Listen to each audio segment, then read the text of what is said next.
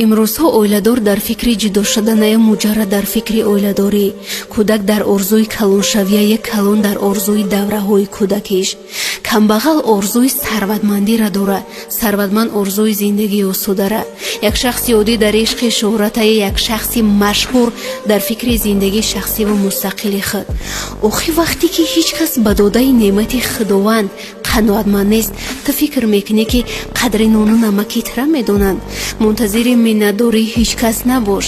ин одамода хубирам кунӣ, агар ҷойда ки манфиатшон боша бадид мекунанд. охи шамъа риштаи даруни худаш месӯзонаву дарахта гугирде ки айчоби худаш тайёр шудагиай.